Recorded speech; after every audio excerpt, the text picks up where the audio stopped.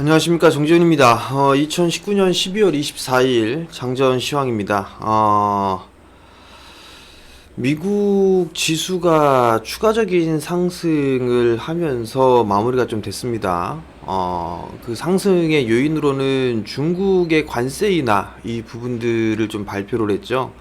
거기에 따라서 나스닥 같은 경우는 20여 년 만에 최장 신고가 행진을 기록을 했습니다. 다우지수는 0.34% 상승으로 마무리가 됐고요. 다우지수는 0.09%, 그 다음에 나스닥은 0.23%, 필라델피아 반도체지수는 0.18% 상승으로 마무리가 되는 그런 모습을 보여주고 있습니다. 신고가를 기록하고 난 이후에 다우지수 같은 경우는 0.34% 상승으로 좀 마무리가 됐는데 여전히 뭐 견조한 그런 모습들을 좀 보여주고 있는 그런 상황들이고요. 나스닥 종합 같은 경우도 신고가를 기록을 해주는 그런 모습들이 좀 나타나고 있는 그런 상황들입니다. S&P 500 같은 경우는 마찬가지로 신고가의 흐름들을 좀 보여주고 있죠. 필라델피아 반도체 지수도 신고가를 좀 기록을 해주는 그런 모습들을 좀 보여주고 있는 그런 상황들이에요. 그러면서 미국 시장은 산타랠리를 이어가고 있는 그런 모습들을 좀 보였는데요.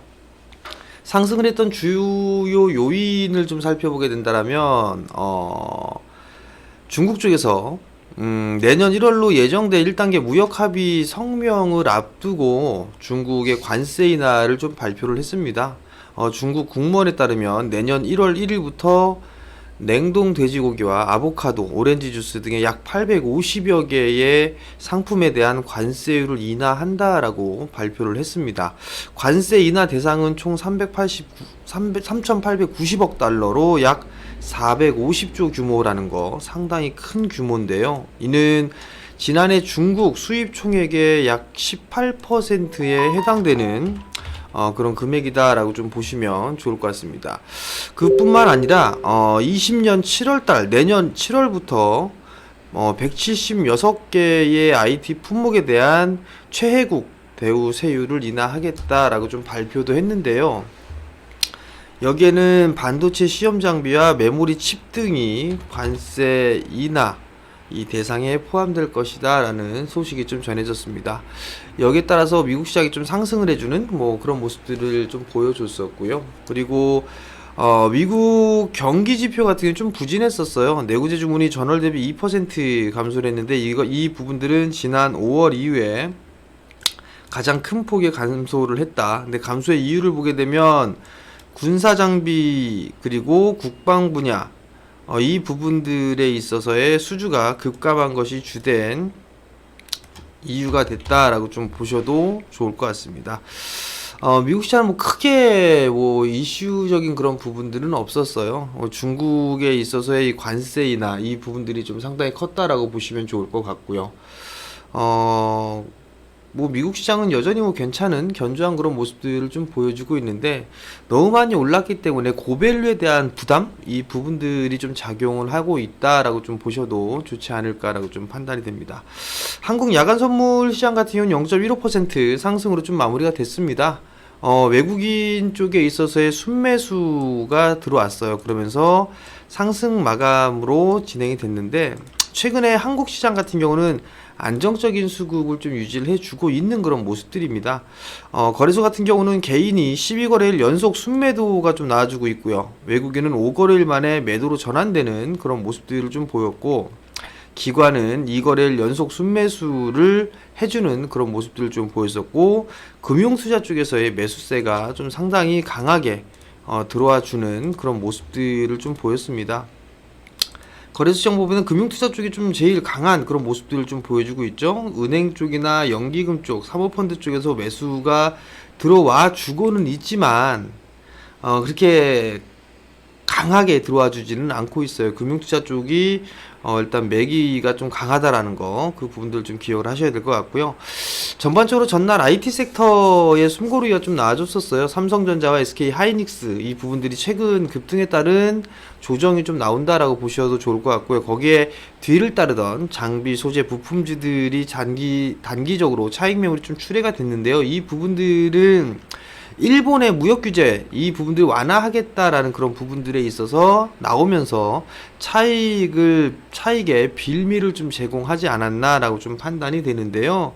여기에 따라서 조정을 받는다라면 매수 관점으로 봐야 되겠죠. 장비 소재 부품 국산화는 무역 규제와는 별도로 계속적으로 좀 진행될 수밖에는 없을 겁니다. 일단 정부에 대한 목표도 좀 채워놓은 상황이고, 그리고 기업들, 대기업들에 있어서의 국산화 이 부분들도 계속 의지가 강한 그런 모습들이기 때문에 일단 여기에 따라서 조정을 좀 받는다라면 매수 관점을 유지해야 된다라는 거, 그 부분들은 기억을 하고 계시면 좋지 않을까라고 좀 판단이 됩니다. 외국인 거래소 순매수 상위 종목군들을 보게 되면 삼성바이오로직스, 삼성전기, SK하이닉스, 넷마블, S오일, NC소프트, 한울바이오파마, 셀트리온, KB금융, 한미약품, DB하이텍, 현대건설 뭐 이런 종목군들이 있고요.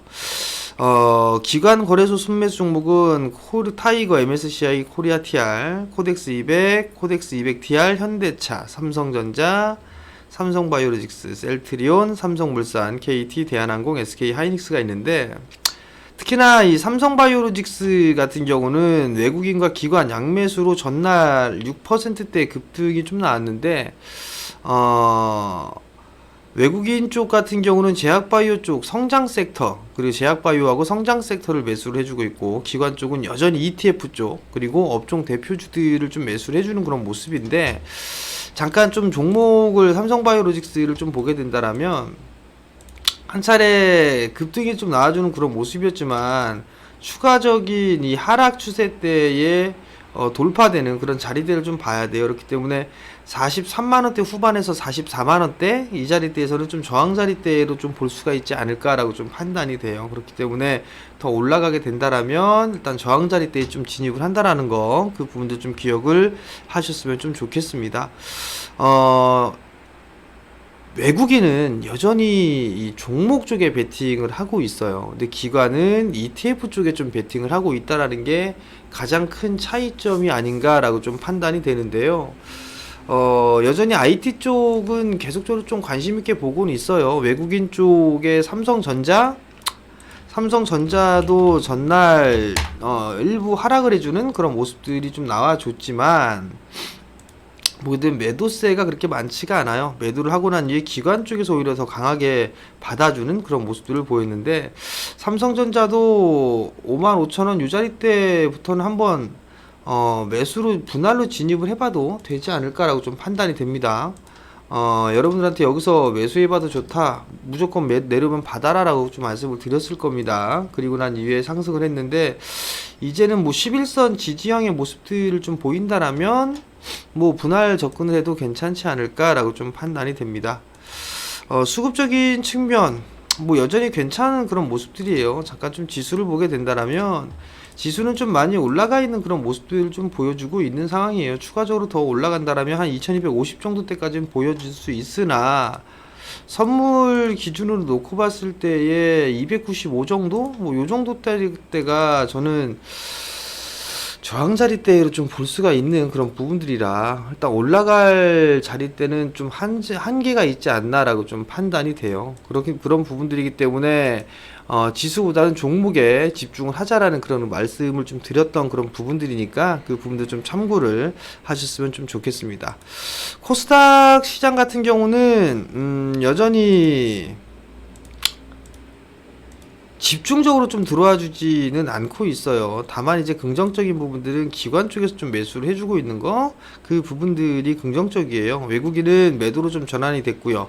기관은 3거래일 연속적으로 순매수를 했는데, 금융투자 쪽 같은 경우는 9거래일 쪽 연속 순매수를 해주고 있고요. 연기금은 5거래일째 연속 순매수를 좀 해주고 있다라는 거, 그 부분들이 좀 긍정적이다라고 좀 보셔도 좋을 것 같은데, 지금 외국인 쪽 전날 제약바이오 쪽이 좀 상당히 강했죠.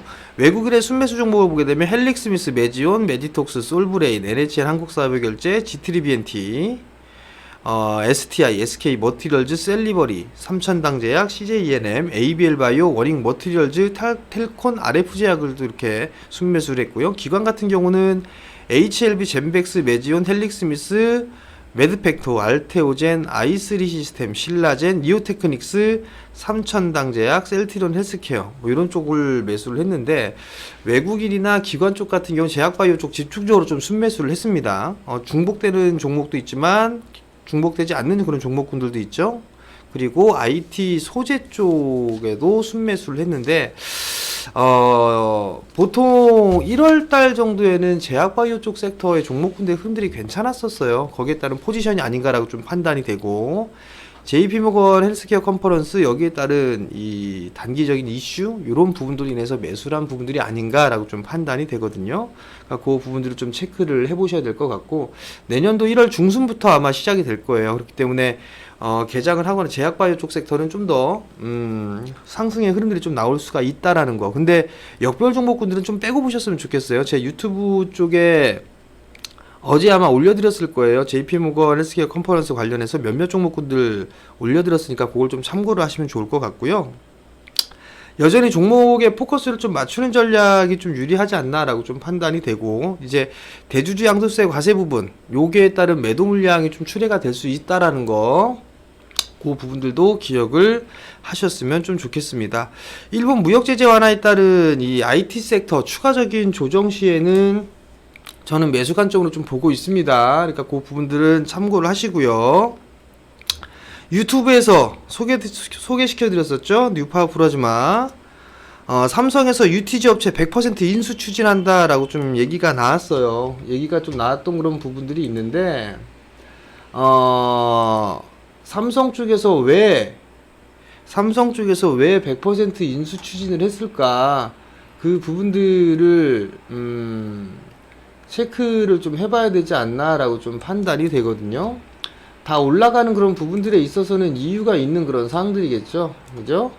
그런 부분들이 있는 그런 사항들인데, 아무래도 여러분들 그 종목군들이나 이런 부분들을 놓고 봤을 때는 계속 뭐 올라간다, 올라가지 않는다, 뭐 이런 부분도 올라간 종목군들만 해준다, 뭐 한다 얘기를 하고 있는데, 보시게 되면 20년 대비해서 오늘의 관심주 해갖고서 17일날 오후 2시에 해드렸을 거예요. 올려드렸을 겁니다. 그러니까 이 부분들을 좀 기억을 하시면 좀 좋을 것 같고요.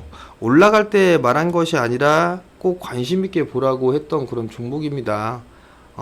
잘 봐야 되겠죠. 그리고 삼성 벤처에서 투자한 기업들 관심 있게 좀 봐야 되지 않을까 싶어요. 이게 상장사 중에 몇몇 기업이 좀 있는데 그 부분들을 오픈할 수는 없을 것 같고요. 저희 가족분들한테는 이거 오픈되는 그런 부분들이니까 그 부분들 좀 양해 부탁드리고, 어찌됐든 간에 종목에 있어서 집중을 하는 그런 전략이 좀 필요하지 않나라고 좀 판단이 돼요. 저희도 뉴파워 플라즈마 좀 일부 가지고 있어요. 가지고 있는데 급등 출발이 나오게 되면 뭐 팔고 갈지 아니면 들고 갈지 그 부분들은 모르겠습니다. 일단 시장 상황을 좀 보면서 대응할 예정이니까 그 부분도 좀 참고를 하시면 좋을 것 같고요. 오늘도 좀 성공 투자들 하시고, 내일은 크리스마스네요. 그리고 오늘 2부네요. 보니까 몰랐는데, 크리스마스 잘 보내시고요. 저는 목요일 날 장전시황에서 뵙도록 하겠습니다. 성공 투자하십시오.